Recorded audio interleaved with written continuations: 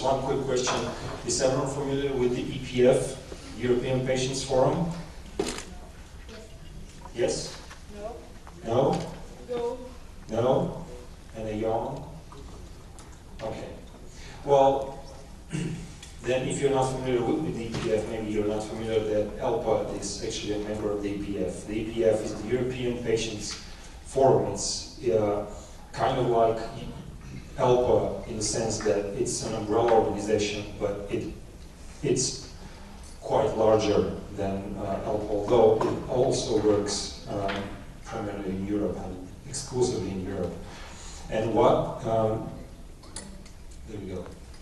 So, you will also get these slides. So if you want, I can just skip a little bit forward so that we can get to the point of what exactly is happening. And then when you read the slides, you also can visit the EPF's website, and please do, and just read up a little bit more information on them, so we don't really spend a lot of time right now talking about who the EPF are and what are they doing.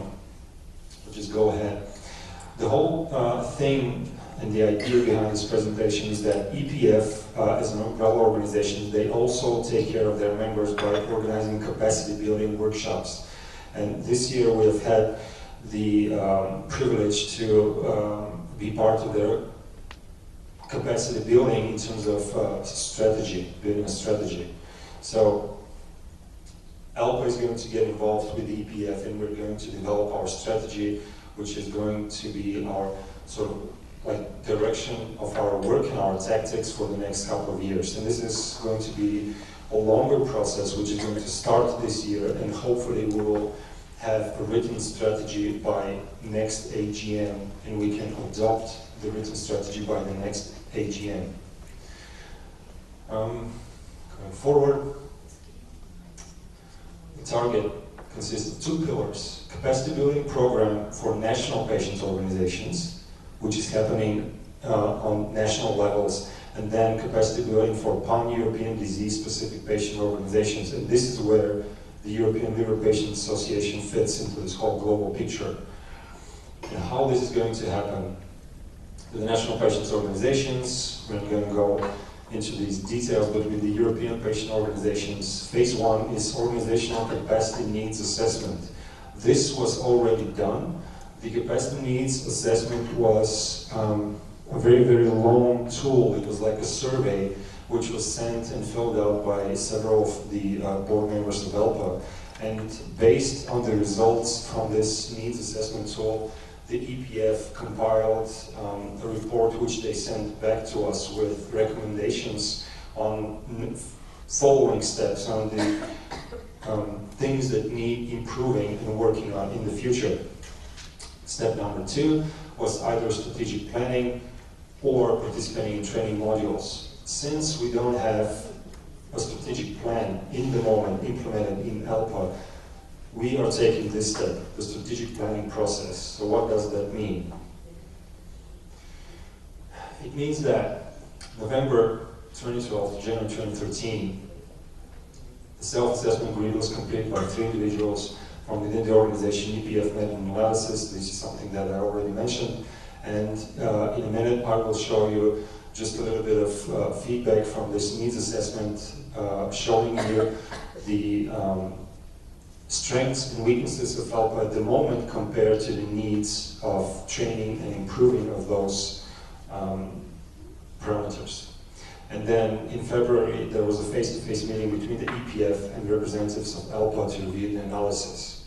So this presentation actually was supposed to be presented by Walter from EPF yesterday, but since our meeting was kind of prolonged until too late, he didn't have the chance to do this presentation himself, unfortunately. And this is why I'm doing this on his behalf. So move forward. These are the results of the needs assessment tool. The needs assessment tool was a survey, as I've said, which assessed the organization on 11 criteria, going from strategic vision to governance, blah, blah, blah, human resources, everything.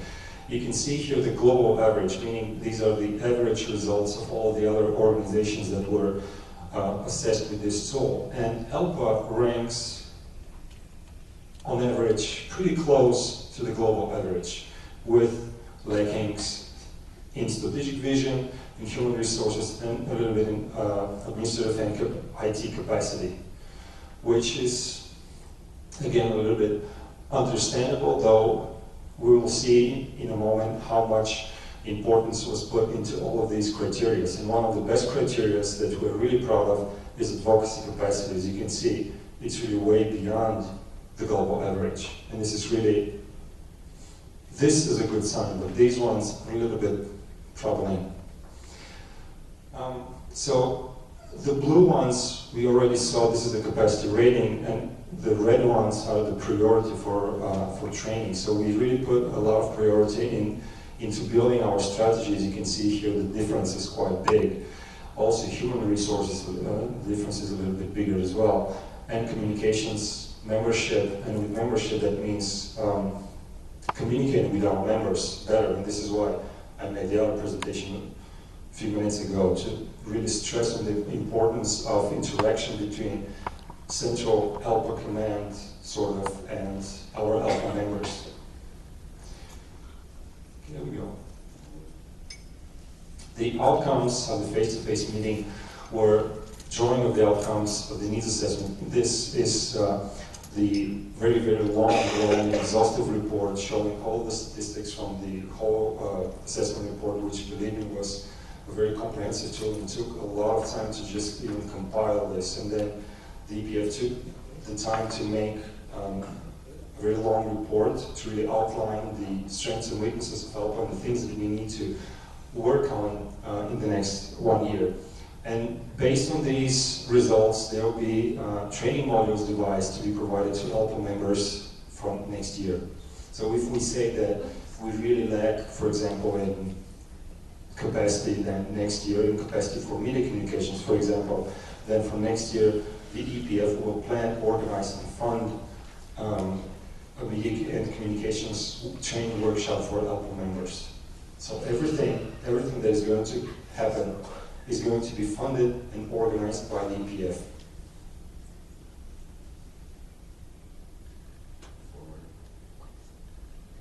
The strategic planning process is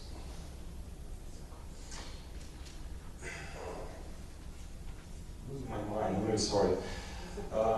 The planning process really aims to answer really, really simple questions. Simple questions like, why do we exist? Why does ELPA exist? Can anyone here answer me right now, why does your organization exist? Exactly, with just one sentence. To change. To change what? Our patients or your patients. To change what are you changing? You can change light bulbs. The what? The patient, to help them to make some...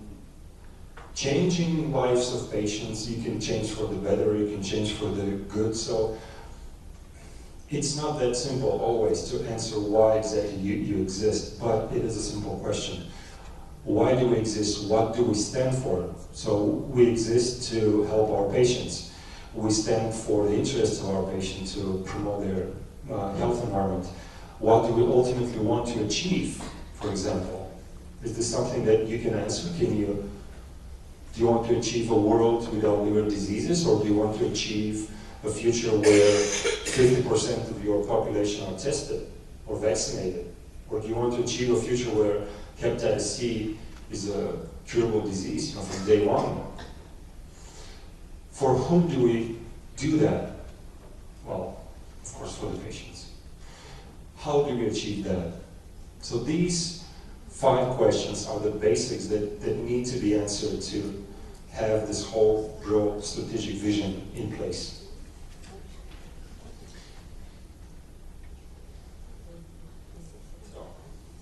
The strategic planning consists of several phases, implemented according to a stepwise approach. We did already the environmental analysis with the tool that was the needs assessment tool. Critical issues, keys were identified after the revision of this needs assessment tool. Vision, mission, and core values of the organization were also identified in this needs assessment. So all strategic goals derived from the mission, if the mission is really well written, of course, and identification of strategies to achieve strategic goals, meaning that you need to have points in the future, like strategic points. Do I want to have those 50% increase in vaccination, or 35% increase in number of patients treated, or something like that?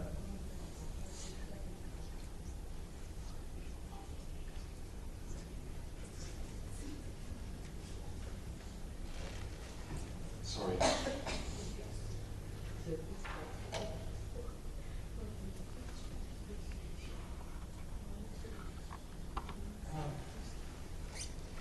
And the strategic planning process shall be as inclusive as possible, meaning that we ultimately want to include as many people as we want to in this process, but we cannot include all of us.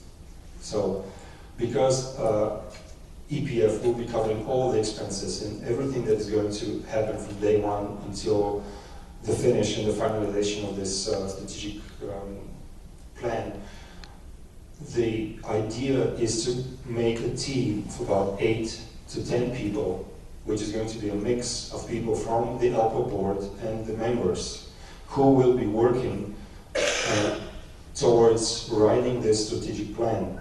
And because we've already discussed that time and money and effort is something that is a problem for someone, I want to assure you that the whole process, which is going to take about almost like a year from today until the next AGM, because this is the point in time where we want to have this strategic plan adopted. From today until next year, it's going to take about 5 or 6 days. 5 or 6 days of your time, 1 year. 365 days, we only want 5 from you. So if anyone feels like you want to be involved in this process, you want to be inside and you want to really see how this is going to happen and you want to help physically, please have it in mind. When we go back to our offices, we'll start sending mails and reminders about this, and we'll send you more information about this whole initiative. And please go through your emails, read everything carefully, think about it, and come back to us and tell us if you want to get involved. Of course, everyone will be involved in terms of giving ideas, but the people who will be in the sort of steering group of this project will be 10 maximum. But all of the members will be contributing with ideas and with comments. So whenever these 8 or 10 people come up with a draft or with some kind of written ideas, they will be sent to all the members for revision and for comments. So everyone will be involved in the process, but we need someone to drive the process. So please have this in mind and be active with us. Timeline, I'm not going to go into this again. You will receive this presentation, you can read it in your leisure time. The criteria for selecting members.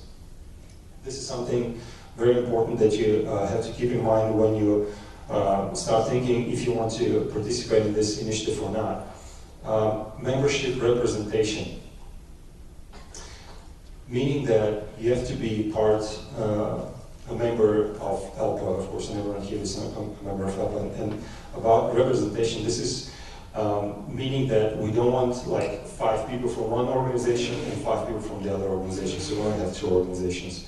It would be best if we have 1 person from one organization. So if we have 10 people altogether, we'll have 10 organizations working there, and the other ones, of course, contributing inside.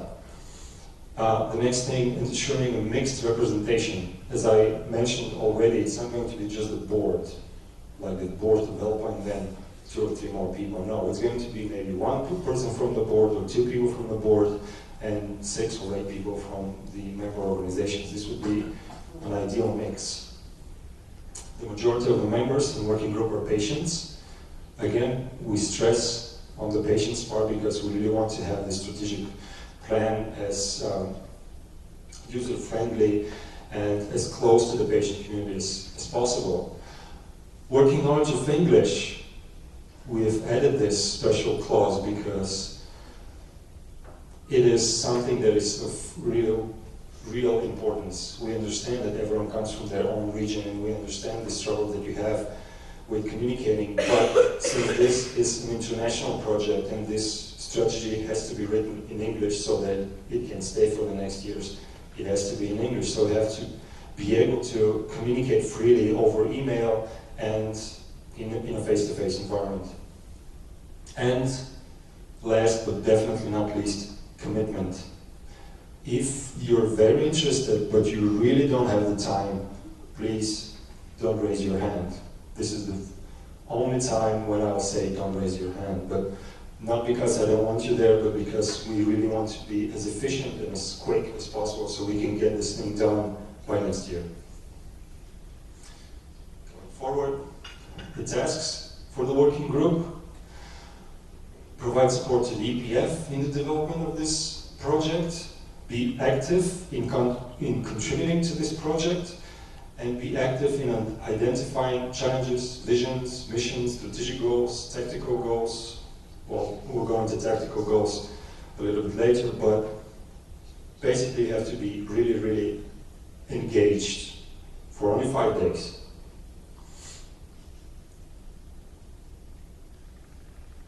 And this is it. I did it in about 10 minutes. So thank you so much for your attention. I really hope that this was interesting for you, and I hope that you will get this information back home and you will think about it a little bit. Don't be afraid, your mail boxes will not be full of 100,000 emails, they're only 50. For the next couple of weeks you'll get information from ESL, some feedback from the people who are collecting the information. You'll get links, you'll get reports, minutes from all of our meetings, you'll get a video with me speaking to you, so you can keep that, you know, for your records or whatever, and you will get invitations and reminders for the strategic planning initiative. So thank you for your attention. If anyone is leaving, have a nice flight, and there's a question. I just wanted to ask this short question. Is Just give anyone me 1 second. interested? Just a second, because we don't hear. Just on first reading, is anyone interested in participating in such capacity building program?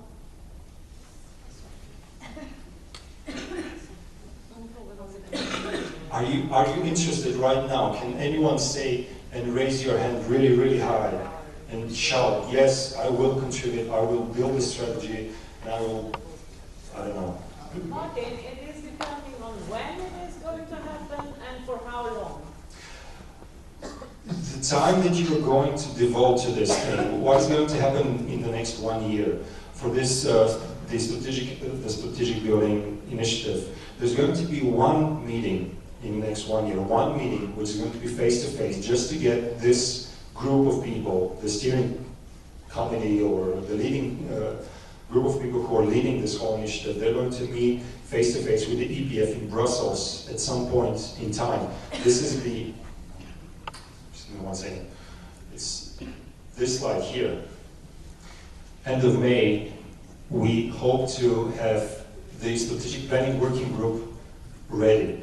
So if next week I send you all the emails and I mention this whole thing and I ask you again, can you please participate in this initiative, the EPF will also send you a form for expression of interest.